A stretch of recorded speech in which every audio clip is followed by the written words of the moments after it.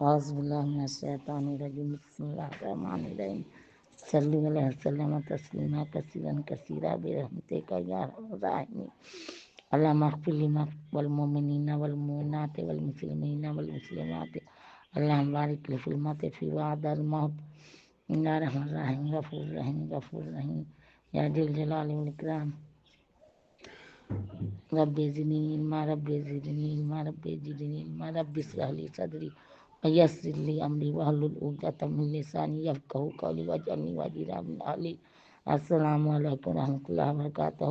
سیقول کا 3 رکوع تک کل ترجمہ کیا تھا، آگے سیقول کا ترجمہ کر رہی ہوں۔ تفسیر ہے لیکن ہم ترجمہ ہی کا قرآن شریف کا ترجمہ تو ہم پہلے 30 پارے کا بھیج چکے ہیں۔ تفسیر ہے شیخ الہند رحمۃ اللہ علیہ کی مولانا محمود الحسن کی لکھی ہوئی ہے۔ شیخ الہند بہت بڑے دیوبند کے تھے۔ دیوبند کی بنیاد جب پڑی تھی تو ان کا بھی نام شامل ہے، حسین مدنی مولانا شیخ الہند رحمۃ اللہ علیہ۔ اللہ ان سب کو جزائے خیر دے، اللہ جنت الفردوس میں جگہ دے، آمین۔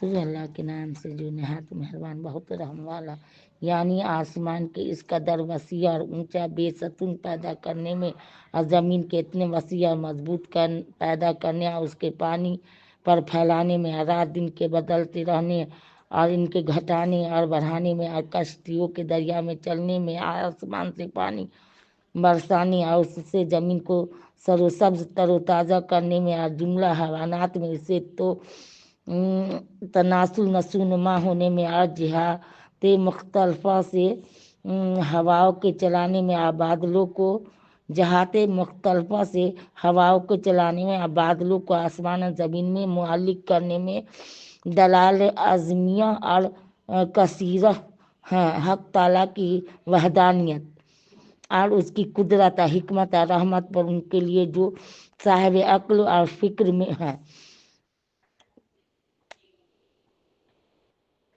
توحید ذات کا اور رحمان رحیم میں توحید صفات کا ثبوت تھا، اور ان فی خلق میں توحید افعال کا ثبوت ہے، جس سے مشرکین کے شبہات بالکلیہ مندفع ہو گئے۔ یعنی آدمیوں میں جو کہ شعور عقل میں جمیع مخلوقات سے افضل ہیں، بعض ایسے بھی ہیں کہ باوجود دلائل ظاہرہ سابقہ کے پھر غیر اللہ کو حق تعالیٰ کا شریک اور ان کے برابر بناتے ہیں، یعنی صرف اقوال اعمال جزیہ ہی میں ان کو اللہ تعالیٰ کے برابر نہیں مانتے، بلکہ محبت قلبی جو کہ صدر اعمال کی اصل ہے، اس تک شرک اور مساوات کی نوبت پہنچا رکھی ہے، جو شرک کا اعلیٰ درجہ ہے۔ اور شرک فی الاعمال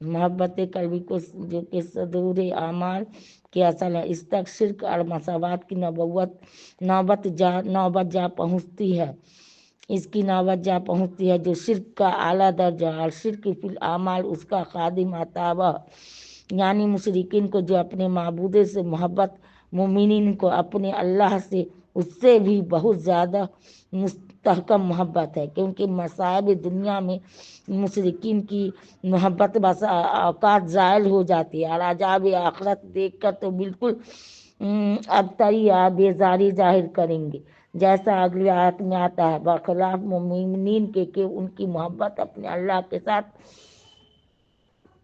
ہر ایک رنج و راحت سے مرض و صحت دنیا آخرت میں برابر باقی اور پائیدار رہنے والی ہے۔ نیز اہل ایمان جو کہ اللہ سے محبت ہے، وہ اس محبت سے بھی بہت زیادہ ہے، جو محبت کے اہل ایمان مذہبی یعنی انبیاء و اولیاء، ملائکہ و عباد و علماء یا اپنے آبا و اجداد، اولاد و مال وغیرہ سے رکھتے ہیں، کیونکہ اللہ تعالیٰ سے تو اس کی عظمت شان کے موافق بالاصل आप बिल इस्तकलाल मोहब्बत रखते हैं और औरों से बिलवास्ता हक ताला के हुक्म की माफिक हर एक के अंदाजा के मुताबिक मोहब्बत रखते हैं। खुदा को मोहब्बत में बराबर करना खा वो कोई हो मुशरिकीन का काम है। यानी जिन जालिमों ने खुदा के लिए शरीक बनाए, अगर वो इसने उस आने वाले वक्त को देख ले कि जिस वक्त उनको अजाब इलाही का मुशाहदा होगा कि जोर सारा अल्लाह ही के लिए, अजाब खुदाबंदी से कोई नहीं बचा सकता। अल्लाह का अजाब सख्त है, तो हरगिज अल्लाह की इबादत को छोड़कर दूसरों की तरफ मुतवज्जा न हो, ना उनसे उम्मीद मुनाफत रखे। यानी वो वक्त ऐसा होगा कि बेजार हो जाएंगे मतबू अपने ताबेदारों से, आबुद परस्त और बुतों में कोई इलाका बाकी न रहेगा, एक दूसरे का दुश्मन हो जाएगा अजाब इलाही देखकर। और मुशरिकीन इस वक्त कहेंगे कि अगर किसी तरह हमको दुनिया में लौट कर जाना नसीब हो तो हम भी उनसे अपना इंतकाम ले, जैसा ये आज हमसे जुदा हो गए हम भी इनको जवाब देकर जुदा हो जाएं। लेकिन इस आरजू महाल से बखर अफसोस कुछ नफा न होगा। यानी जैसे मुशरिकीन को अजाब इलाही और अपने माबूद की बेजारी देखकर सख्त हसरत होगी, इसी तरह उनके जुमला अमाल को हक ताला उनके लिए मुअजब हसन बना देगा, क्योंकि हज उम्र सदकात खैरात जो अच्छी बातें की होंगी वो सबको बसब शिर्क मरदूद हो जाएंगे। और शिर्क के गुनाह जिस कदर किए होंगे उनका बदला अजाब मिलेगा। तो अब उनके भले और बुरे अमाल सब के सब मौजब हसरत होंगे, किसी अमल से कुछ नफा न होगा और हमेशा दोजख में रहेंगे।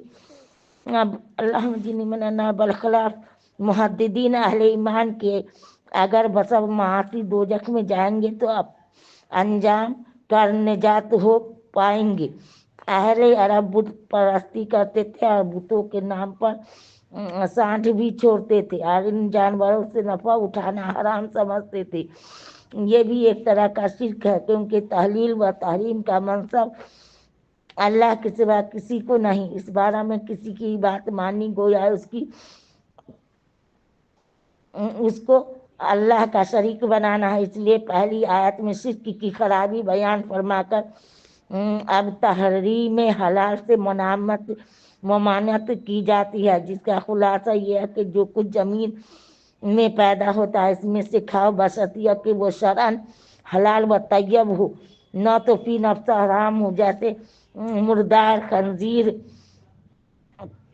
जिन जानवरों पर अल्लाह के सिवा किसी का नाम पुकारा जाए, इसकी कुर्बत मकसूद इन जानवरों के ज़बह से हो और न किसी अम्र आर्जी से इसमें हुर्मत आ गई, जैसे गसब, चोरी, रुश्वत, सूद का माल, इन सब से इस्तेनाम जरूरी है।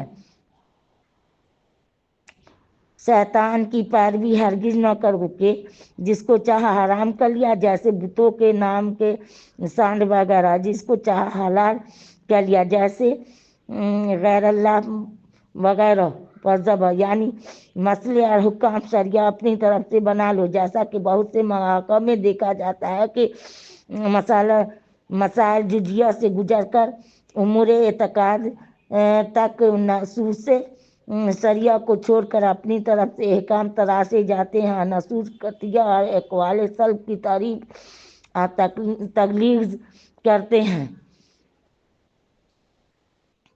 यानी हक ताला के अहकाम के मुकाबला में अपने बाप दादा का इत्तबा करते हैं। ये भी शिर्क है। चुनांचा बाद जहाल मुसलमान भी तर्के निकाह होगा वगैरह रसूम बातला में ऐसी बात कह गुजरते हैं, बात जुबान से गो न कहे मगर अमल दरामद उनका ऐसा ही इस तरह होता है। तो ये बात इस्लाम के खिलाफ है। यानी इन काफिरों को राह हिदायत की तरफ बुलाना ऐसा है जैसा कोई जंगल के जानवर को बुलाए कि वो सवाए आवाज के कुछ ना समझे।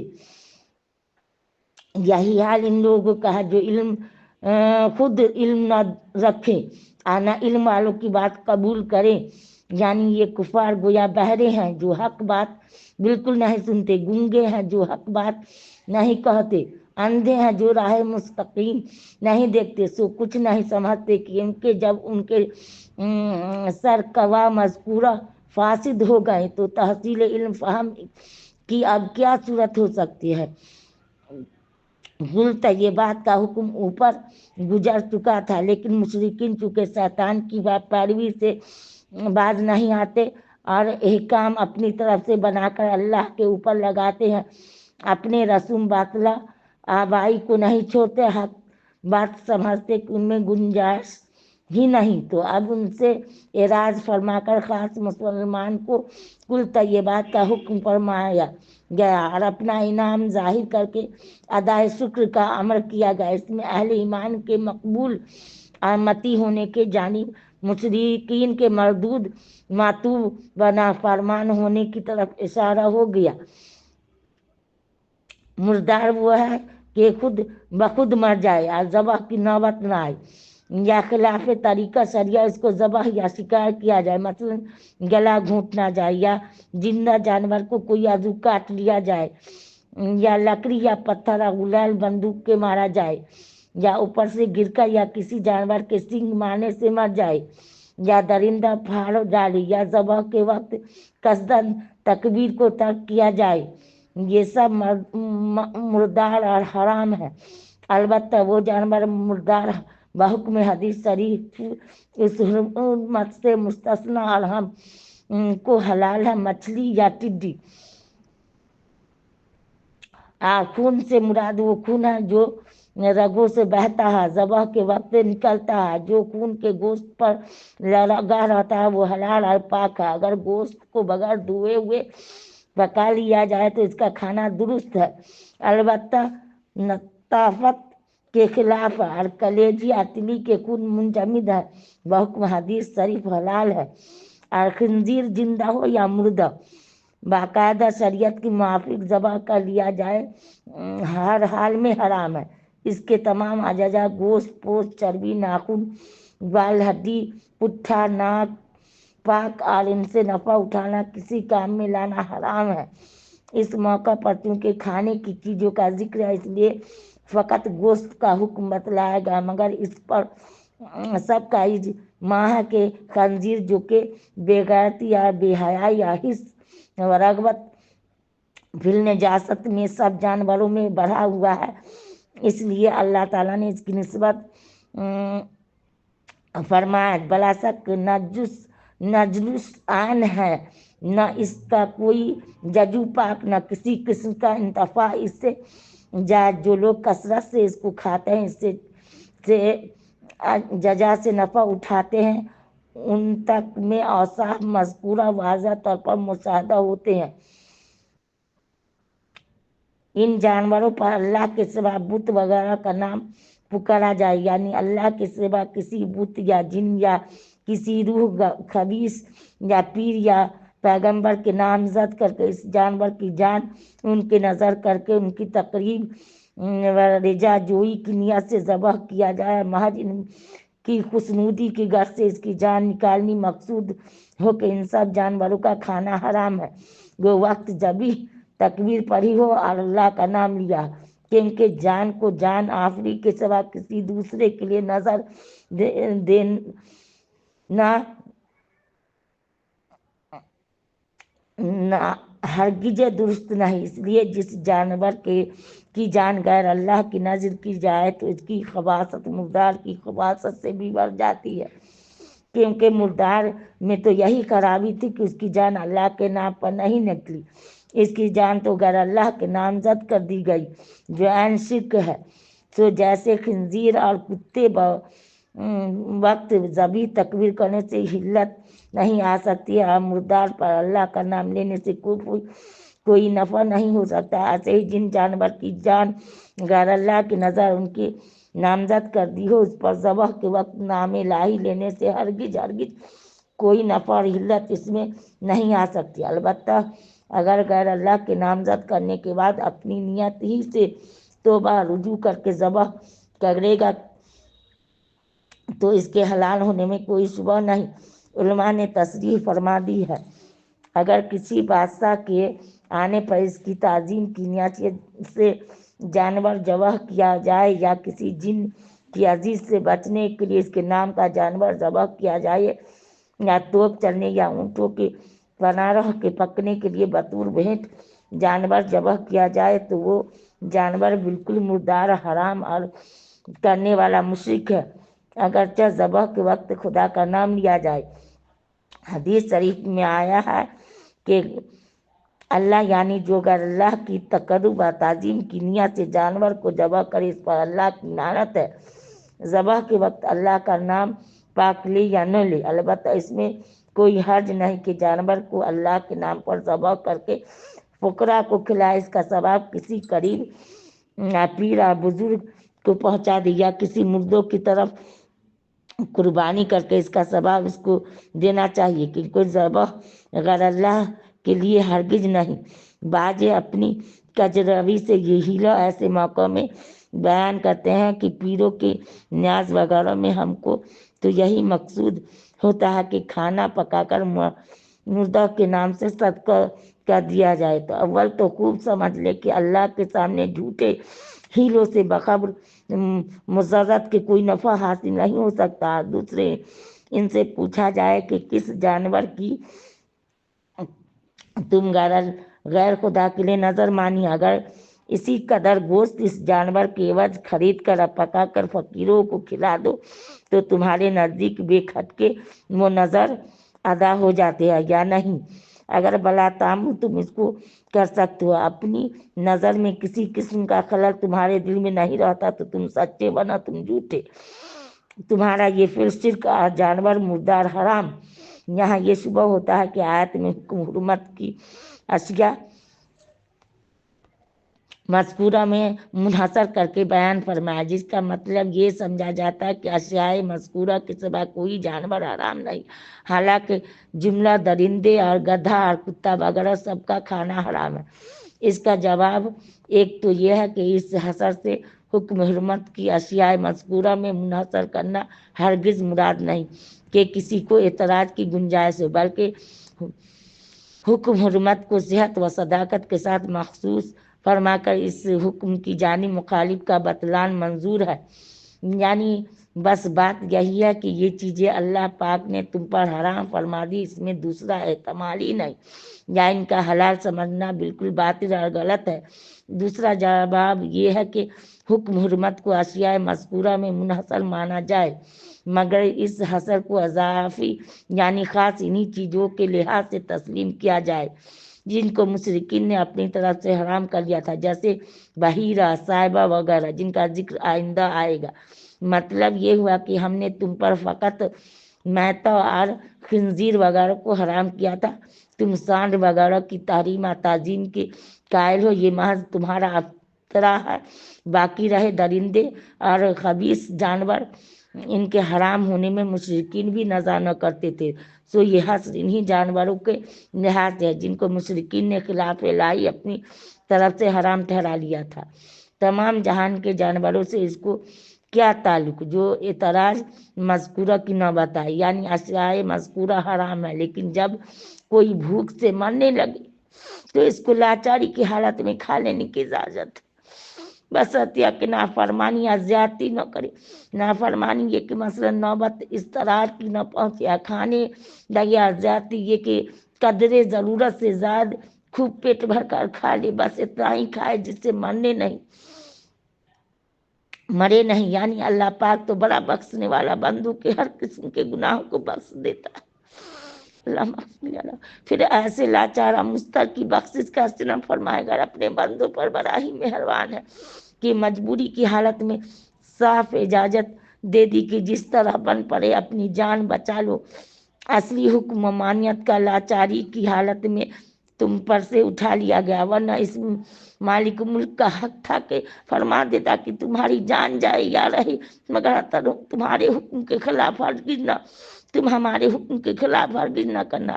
ایک خزان یہاں بھی یہ ہوتا تھا کہ بھوک سے مرتے ہوئے مستر بدحواس کو یہ اندازہ کرنا کہ اتنے لقموں سے صدر مک ہو جائے گا، اس سے زائد ایک لقمہ نہ کھائے، محال نہیں تو دشوار تو بہت ہے۔ اس لیے ان اللہ غفور رحیم فرما کر اس کی میں سہولت کر دی، یعنی اللہ نے جو کتاب آسمانی میں حلال حرام کا حکم بھیجا، یہود نے اس کو چھپایا، اپنی طرف سے بڑھا گھٹا، یا جیسا کہ پہلی آیت مذکور میں ہو چکا ہے، ایسے ہی حضرت محمد صلی اللہ علیہ وسلم کی صفات جو اس میں لکھی تھی، یعنی تورات انجیل میں، ان کو بھی چھپاتے اور بدلتے تھے، اور یہ دونوں سخت گناہ ہے، کیونکہ ان کا مطلب اور نتیجہ یہ ہے کہ ہدایت اور طریقہ حق کسی کو نصیب نہ ہو، سب گمراہ رہیں۔ حالانکہ حق تعالیٰ نے تو کتاب اور رسول کی ہدایت خلق کے لیے بھیجا تھا، سو انہوں نے خدا کی بھی خلاف کیا، خلق اللہ کو بھی جاہل اور گمراہ بنانا چاہا، یعنی اللہ کی نافرمانی اور خلق اللہ کی گمراہی میں پس نہیں، بلکہ اس حق پوشی کے عوض میں جن کو گمراہ کرتے تھے ان سے الٹا رشوت میں مال بھی لیتے تھے، جس کا نام ہدیہ اور نذرانہ اور شکرانہ رکھ چھوڑا تھا۔ حالانکہ یہ حرام خوری مردار اور خنزیر کے کھانے سے بھی بدتر ہے۔ اب ظاہر ہے کہ ایسی حرکات سینیہ کی سزا بھی سخت ہوگی، جس کو آگے بتلایا جاتا ہے، یعنی گو ظاہر نظر میں ان کو وہ مال لذیذ اور نفیس معلوم ہو رہا، مگر حقیقت میں وہ آگ ہے جس کو خوش ہو کر اپنے پیٹ میں بھر رہے ہیں، جیسا تمام لذیذ میں زہر قاتل ملا ہوا، کھاتے وقت لذت معلوم ہوتی ہے، پیٹ میں جا کر آگ لگا دے۔ اس میں یہ شبہ کسی کو ہو سکتا ہے کہ دیگر آیات سے تو معلوم ہوتا ہے کہ جناب باری قیامت کو ان سے خطاب فرمائے گا، سو کلام نہ کرنے کا مطلب یہ ہے کہ لطف رحمت کے ساتھ ان سے کلام نہ کیا جائے گا، اور بطور تخفیف و تجلیل و تحدید وعید جناب باری ان سے کلام کرے گا، جس سے ان کو سخت صدمہ اور غم ہوگا، یا یوں کہیے کہ بلا واسطہ ان سے کلام نہ کیا جائے گا، اور کلام کرنے کا جو ذکر ہے وہ ملائکہ عذاب کی وساطت سے ہوگا۔ دھمکی سے یہ امر صاف معلوم ہوتا کہ ہر کسی کے دل میں محبت الہی خوب راسخ ہے، اگر سرے دست محسوس نہ ہو تو اس کو ہچو گیر یا خاص تر سمجھنا چاہیے۔ قیامت کو جب کل منافع دور ہوں گے تو اس کا ظہور کامل ہوگا، کیونکہ اگر یہ نہ ہوتا تو پھر کفار کی یہ دھمکی ایسی ہوگی کہ کوئی اپنے دشمن کو ناخوشی اور اعراض سے ڈرانے لگے، جو بالکل بے سود ہے۔ محبان جہاں نثار اعراج محبوب کو درگزر سمجھتے ہیں، نہ معلوم ہوا کہ قیامت کو ہر سینہ اللہ کی محبت سے ایسا لبریز ہوگا کہ یہ بے التفاتی عذاب دوزخ سے بھی بدرجے جہاں زیادہ ان کو جانے کا معلوم ہوگی، یعنی اہل ایمان کو کتنے ہی گناہ گار ہو مگر دوزخ میں زمانہ معین تک رہ کر گناہ سے پاک ہو کر جنت میں داخل کر دیے جائیں گے، بخلاف کفار کے وہ ہمیشہ نار میں رہیں گے اور کبھی پاک ہو کر جنت میں نہ جائیں گے، قابل نہ ہوں گے۔ امور شرکیہ نے ان کو بمنزلہ نجس العین کے بنا دیا ہے کہ نجاست ان کی کسی طرح دور نہیں ہو سکتی، اور مسلمان عاصی کا ایسا سمجھتے ہیں پاک چیز پر نجاست واقع ہو گئی تو نجاست جائل ہو کر پھر پاک ہو گیا۔ باقی اس سے زیادہ اور کیا عذاب علیم ہوگا کہ ظاہر بدن سے بڑھ کر ان کے باطن بھی آگ میں ہو گیا، اور محبوب حقیقی ان سے ناخوش ہوگا، پھر اس مصیبت جان نگاہ سے کبھی نجات نہ ملے گی، نعوذ باللہ۔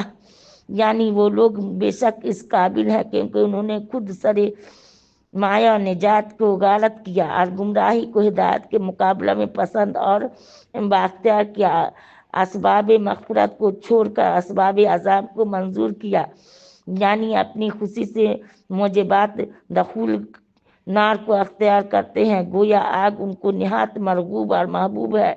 مشرک کو یعنی کہ اپنی جان مال کے بدلے اس کو خرید رہے ہیں، ورنہ سب جانتے ہیں کہ عذاب نار پر صبر کرنا کیسا ہے، اللہ جنی من النار، یعنی یہ ضلالت کو ہدایت کے بدلہ اور عذاب کو مغفرت کے بدلہ میں خریدنے کی دلیل یا ان پر عذابات مذکورہ سابقہ کے ہونے کی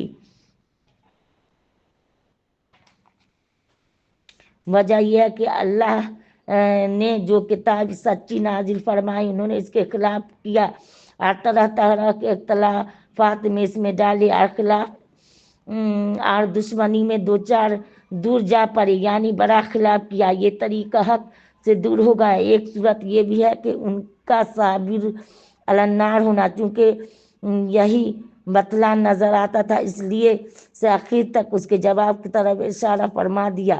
جب آیت صاحب کا اپنی برائی نہیں سنی تو یہود و نصارہ کہنے لگے کہ ہم میں تو بہت سے اسباب آثار ہدایت مغفرت موجود ہے۔ ایک کھلی بات یہی ہے کہ ہم جس قبلہ کی طرف منہ کرنے کو معمول ہے، اس کی طرف متوجہ ہو کر نماز جو افضل عبادت ہے، اس کو اللہ کے حکم کے موافق ادا کرتے، پھر ان خرابیوں عذاب کی ہم کیسے مستحق ہو سکتے ہیں؟ یہودی نصارہ کہتے۔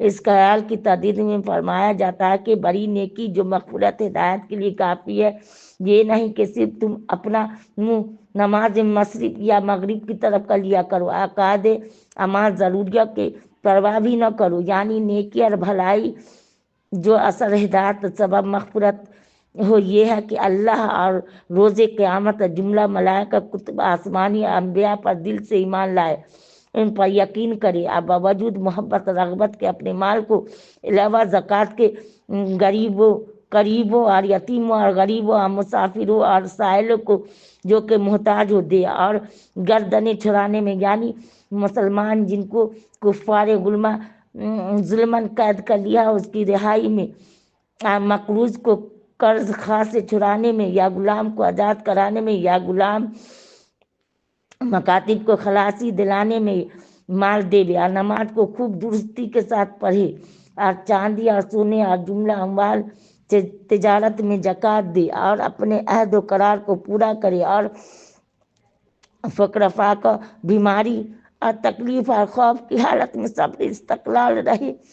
اور یہود و نصارہ چونکہ ان عقائد اور اعمال و اخلاق میں قاصر اور ناقص تھے اور طرح طرح سے ان میں خلل اندازی کرتے تھے، جیسا کہ آیات قرآنی میں اس کا ذکر ہے، تو اب یہود و نصارہ کا صرف اپنے استقبال قبلہ پر ناز کرنا اور اپنے آپ کو طریق ہدایت مستقیم سمجھنا، مستحق مغفرت کرنا بیہودہ خیال ہے، تا وقتیہ کہ ان اعتقادات اور اخلاق اعمال پر قائم نہ ہوں گے جو اس آیت کریمہ میں تفصیل مذکور ہے، جو صرف استقبال قبلہ نہ ہدایت نصیب ہو سکتی ہے، نہ عذاب الہی سے نجات مل سکتی ہے۔ یعنی جو لوگ اعتقادات و اخلاق امور اعمال مذکورہ کے ساتھ متصف ہیں، وہی لوگ سچے ہیں اعتقادات اور ایمان اور دین میں، اپنے قول و قرار میں، اور وہی لوگ پرہیزگار اور متقی ہیں اپنے اخلاق اعمال میں،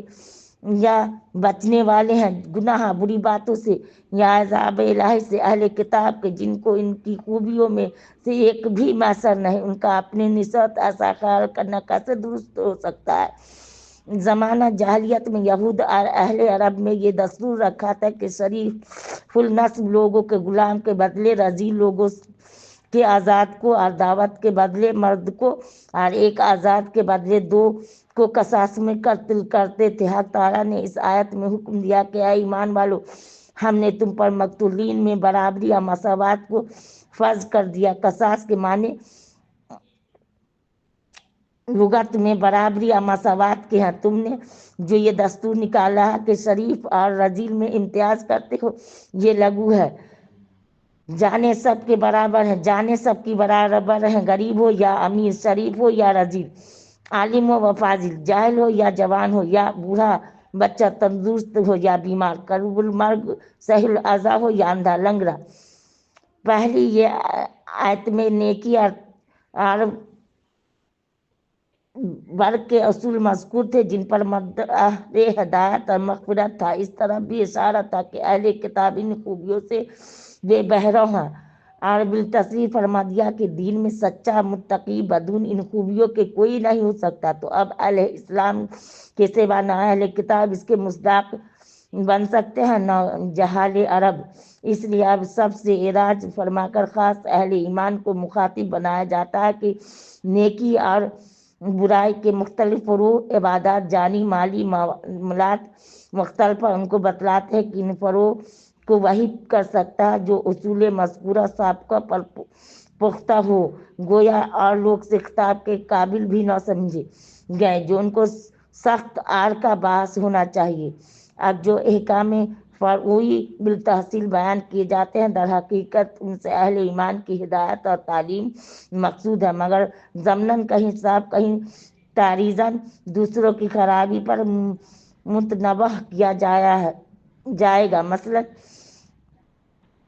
इस तरफ इशारा क्योंकि यहूद वगैरह जो कसास में दस्तूर कर लिया है, उनका ईजाद बेबुनियाद खिलाफ हुक्म इलाही है, जिससे जाहिर हो गया कि उसूल फरमुदा साबका में से न उनको ईमान बिल किताब सही तौर से हासिल है, न ईमान बिल अंबिया, न अहद खुदाबंदी को उन्होंने वफा किया, और न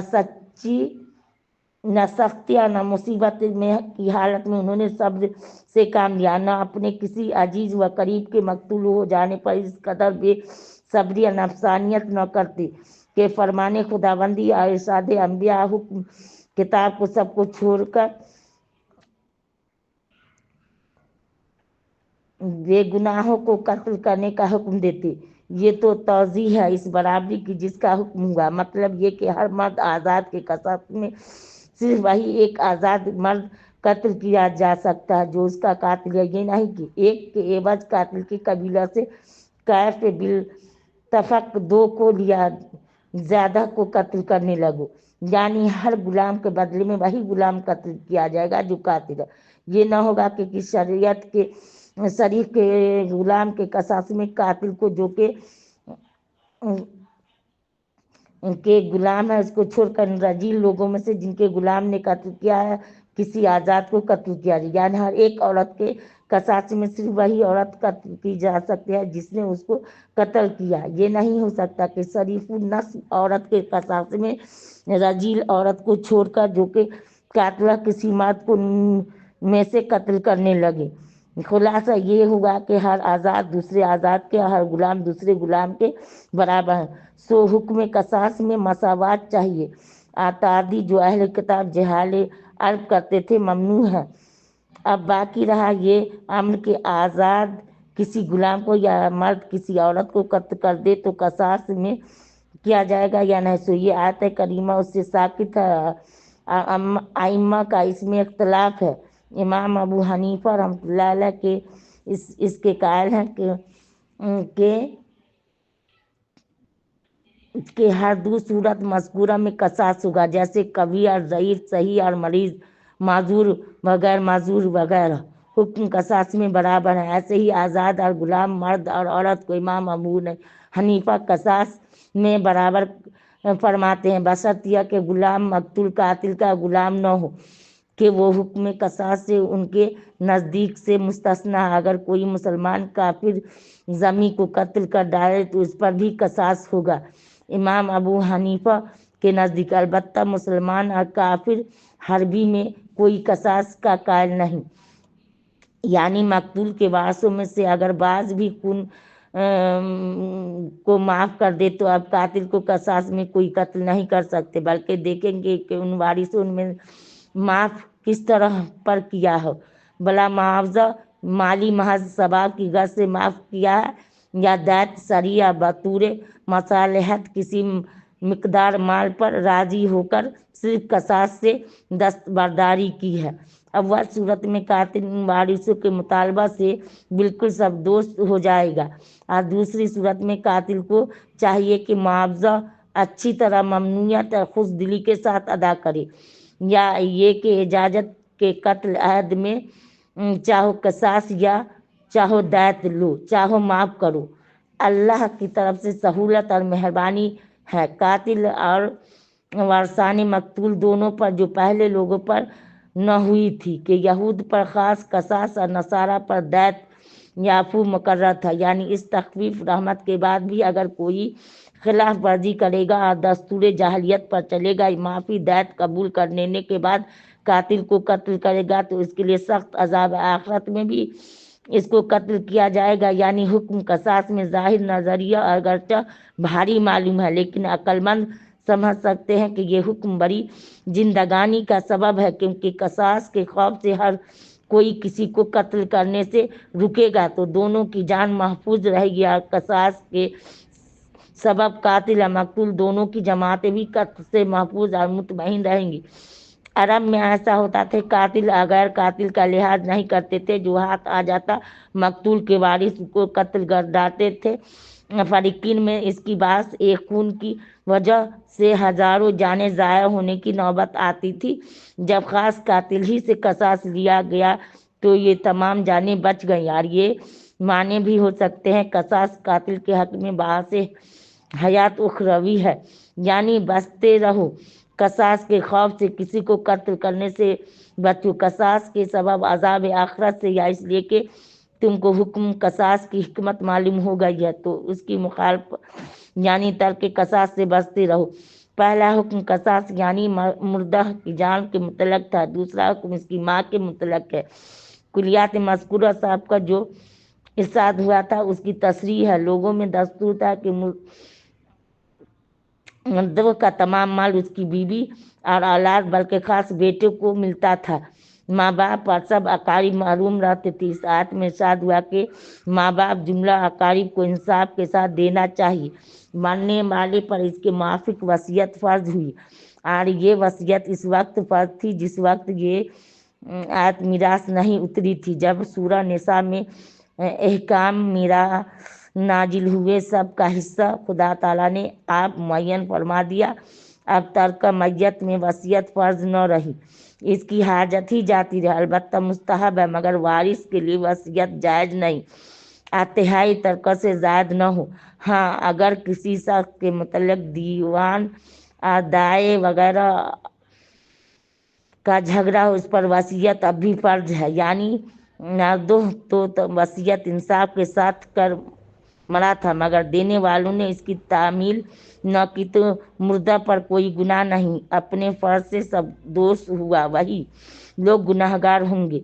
हक ताला सबकी बातें सुनता है, सबकी नियतों को जानता है। यानी अगर किसी मुद्दा की तरफ से यह अंदेशा या इल्म हुआ कि उसने किसी को वजह से गलती खाई या किसी बेजा रियायत की या दीदा दानिस्ता खिलाफ हुक्म इलाही दे गया, बस इस शख्स ने अहले वसीयत और वारिसों में हुक्म शरीयत के मुआफिक सुलह करा दी तो उसको कुछ गुनाह न होगा। वसीयत में तगय्युर तबद्दुल जायज़ और बेहतर है, यानी हक ताला तो गुनाहगारों को भी मग़फ़िरत फरमाता है। तो जिसने इस्लाह की गर्ज से एक बुराई से सबको हटाया उसकी मग़फ़िरत तो जरूर फरमाएगा। यूँ कहो कि बख्शने वाला है वसीयत करने वाले को जिसने वसीयत नाजायज़ की थी मगर फिर समझ कर इस वसीयत से अपनी ज़िंदगी में फिर गया। ये हुक्म रोज़ा के मुतालिक है जो अरकान इस्लाम में दाखिल है। नफ्स के बंदों पर हो परस्तों के नहायत ही साख होता है, इसलिए ताकीद एहतमाम के अल्फाज से बयान किया गया। ये हुक्म हज़रत आदम के ज़माना से अब तक बराबर जारी रहा है। गो तय्यन आयाम में अख्तलाफ हो। असूल मज़कूरा साबका में जो सब्र का हुक्म था रोज़ा इसका एक बड़ा रुकन हदीस में रोज़ा को निस्फ सब्र फरमाया है, यानी रोज़ा से नफ्स को इसके मरगूबात से रोकने की आदत पड़ेगी, फिर उसको इन मरगूबात से जो शरन हराम है रोक सकोगी और रोज़ा से नफ्स की कुव्वत शहवत में ज़ाब भी आएगा तो अब तुम मुत्तकी हो जाओगी। बड़ी हिकमत रोज़ा में यही है कि नफ्स सरकश की इस्लाह हो और शरीयत के अहकाम जो नफ्स को भारी मालूम होता है इनको करना सहल हो जाए, मुत्तकी बन जाओ। जानना चाहिए कि यहूद और नसारा पर भी रमज़ान के रोज़े फ़र्ज हुए थे मगर उन्होंने अपनी ख्वाहिशात के मुआफिक इनमें अपनी राय से तगय्युर तबद्दुल किया तो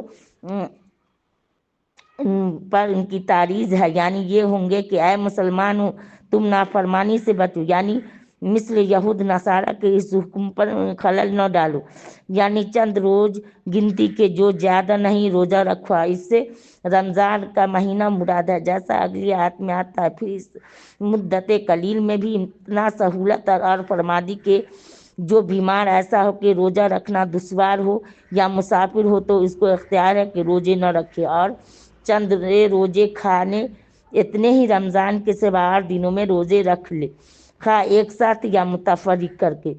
मतलब यह है जो लोग रोज़ा रखने की तो ताकत रखते हैं मगर इब्तिदा में चूँकि रोज़ा की बिल्कुल आदत न थी इसलिए 1 माह कामिल पै दर पै रोजे रखना उनकी नहाज साख था,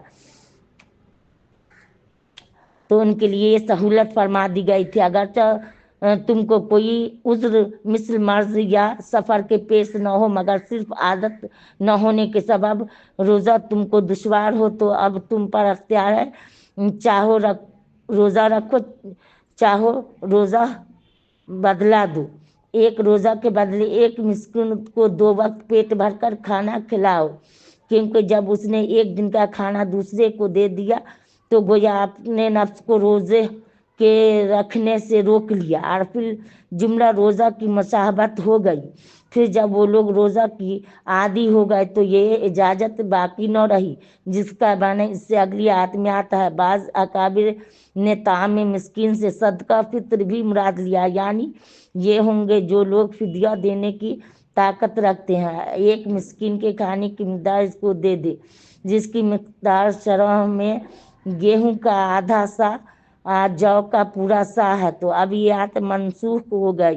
आज जो लोग अब भी ये कहते हैं कि जिसका जी चाहे रोज़ा रखे रमज़ान में रख लिया, जिसका जी चाहे फिदिया पर कनात करे ख़ास रोज़ा ही ज़रूर रखेगी, ये हुक्म नहीं, वो जाहिल है, बेदीन।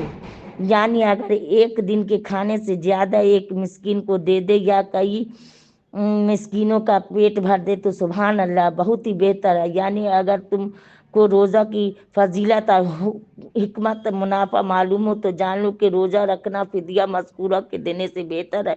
रोज़ा रखने में कोताही न करो। हदीस में आया है कि सहफ़ इब्राहिम, तौरात, इंजील सबका नुज़ूल रमज़ान ही में हुआ।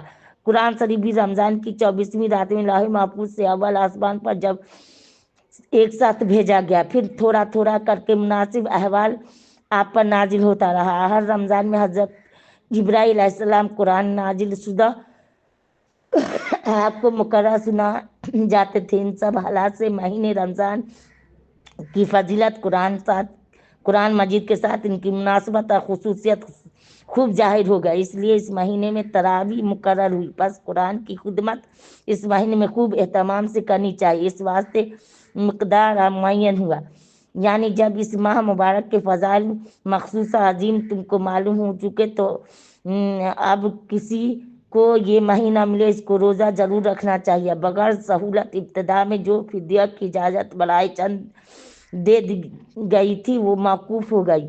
ये हुक्म आम से ये समझ में आता है कि शायद मरीज या मुसाफिर को अफ्तार कज़ा की इजाज़त बाकी नहीं रही। जैसे रोज़ा की ताकत रखने वालों को अब अफ्तार की ममानियत कर दी गई है, ऐसे ही मुसाफिर मरीज को भी ममानियत हो गई। इसलिए मरीज या मुसाफिर की निस्बत फिर साफ फरमा दिया गया कि इनको रमज़ान में अफ्तार करने दो और 2 दिनों में इसकी कज़ा करने देने की इजाज़त इसी तरह बाकी जैसे थी। मतलब यह कि अल्लाह ताला ने जो अव्वल रमज़ान में रोज़ा का हुक्म फरमाया, बवजह उज़्र फिर मरीज या मुसाफिर को अफ्तार करने की इजाज़त दी। दीगर औकात में इन दिनों की शुमार के बराबर रोज़ों का कज़ा करना तुम पर वाजिब फरमाया। एक साथ होने पर मुत्तफ़क़ होने की ज़रूरत नहीं, तो इसमें इसका लिहाज है तुम पर सहूलत रहे, दुश्वारी न हो। ये भी मंजूर है कि तुम अपने रोज़ों की शुमार पूरी कर लिया करो, सवाब की कमी ना आ जाए। और ये भी दे नज़र है कि तुम इस तरीका से सरासर खैर की हिदायत पर अपने अल्लाह की बड़ाई बयान करो, इसकी बुजुर्गी से याद करो। और ये भी मतलब कि इन नेमतों पर तुम शुक्र और शुक्र करने वालों की जमात में दाखिल हो जाओ। सुभान अल्लाह, रोज़ा जैसी मुफीद इबादत हम पर वाजिब फरमाया, मुशक्क़त और तकलीफ की हालत में सहूलत भी फरमा दी, और फरागत के वक्त में इसके नुकसान जबर का तरीका भी बतला दिया। शुरू में यह हुक्म था कि रमज़ान में असब में खाने पीने और औरतों के पास जाने की इजाज़त थी, मगर सो रहने के बाद इन चीज़ों की ममानियत भी थी। बाज़ लोगों ने इसके खिलाफ किया। सोने के बाद औरतों से कुर्बत की, फिर आप सल्लल्लाहु अलैहि वसल्लम से आकर अर्ज़ किया, अपने कसूर का इकरार किया, नदामत का इजहार किया, तौबा की निस्बत आप सल्लल्लाहु अलैहि वसल्लम से सवाल किया, तो इस पर यह आयत उतरी कि तुम्हारी तौबा कबूल की गई। एहकाम खुदाबंदी के तहत की ताकीद फरमा दी गई, हुक्म साबिक मनसूख फरमाकर आइंदा को इजाज़त दे दी गई कि तमाम शब रमज़ान में सुबह सादिक से पहले खाना वगैरह को हलाल है, जिसका जिक्र इसके बाद आयत में आता है। आयत साबका में जो बंदों पर सहूलत और अनायत का जिक्र था, इस قرب و اجابت و اباحت سے اس کی بھی خوب تاکید ہو گیا. ایک تعلق کی وجہ یہ ہے کہ پہلی آیت میں تکبیر اللہ کی بڑائی بیان کرنے کا حکم تھا. آپ صلی اللہ علیہ وسلم بعض نے پوچھا کہ ہمارا رب دور ہے تو ہم اس کو پکارے یا نزدیک سے تو آہستہ بات کریں. اس پر آیت اتری یعنی وہ قریب ہے، ہر ایک کی بات سنتا ہے. آہستہ ہو پکارو یا جن موقعوں میں پکارو. تکبیر کہنے کا حکم ہے. دوسری وجہ سے یہ بھی نہیں کہ وہ آہستہ کو نہیں سنتا. رمضان کی رات میں جو نیند کے بعد کھانا پینا عورت کے پاس جانا حرام تھا، اس میں بھی سہولت کر دی گئی. اب تمام رات میں جب چاہو عورتوں کے ساتھ اختلاط کرو. لباس اور پوشاک کی غرض سے غایت اتصال و اختلاع کہ جس طرح بدن سے کپڑے لگے ملے ہوتے ہیں، اسی طرح مرد عورت آپس میں ملتے ہیں. اپنے نفس کے ساتھ خیانت کرنے کا مطلب یہ ہے کہ سونے کے بعد عورت کے پاس جا کر وجہ مخالفت حکم اللہ تم اپنے آپ کو گناہ گار بناتے ہو، جس سے تمہارے نفس مستحق عقاب ہوتے ہیں، ان کو ثواب میں نقصان پاتا ہے. سو اللہ تعالیٰ نے اپنے فضل سے تم کو معاف فرمایا. آئندہ کو اجازت فرما دی. یعنی لوح محفوظ میں جو اولاد تمہارے لیے اللہ نے مقدر فرما دی ہے، عورتوں کے مباشرت سے وہ مطلوب ہونی چاہیے. محض شہوت رانی مقصود نہ ہو. اس میں ازل کی کراہت لواطت کی ممانعت کی طرف بھی اشارہ ہے. یعنی جیسے رات بھر میں مجامت کی اجازت دی گئی، اسی طرح رمضان کی رات میں تم کو کھانے پینے کی بھی اجازت ہے. صبح صادق یعنی طلوع صبح صادق سے رات تک روزہ کو پورا کرو. اس سے یہ بھی معلوم ہوا کہ کئی روزے متصل رکھنے اس طرح پر کہ رات کو بھی افطار نوبت لائے مکروہ ہے. یعنی روزہ میں توارت کی مباشرت کی جاتے مگر اعتکاف میں رات دن کسی وقت عورت کے پاس نہ جائے. روزہ اور اعتکاف کے مطلب جو حکم دوبارہ حلت حرمت مذکور ہوئے، یہ قاعدے اللہ کے مقرر فرمائے ہیں. ان سے ہرگز باہر نہ ہونا بلکہ ان کے قریب بھی نہ جانا. یہ مطلب کہ اپنے یا کسی حجت سے ان میں تفسیر ہے. یہ لمبی ہو جاتا ہے، اتنا ہم پڑھا ہے 7 رکوع تک. سیقول کا اللہ قبول فرمائے. اور جو غلطی سلطی ہوئی گئی معاف کر دیجیے آپ لوگ بھی، اللہ بھی معاف کرے. سبحان ربک رب العزت عما یصفون، سلام علی المرسلین، والحمد للہ رب العالمین. صلی اللہ تسلیما کثیرا کثیرا برحمتک یا ارحم الراحمین. السلام علیکم و رحمۃ اللہ وبرکاتہ.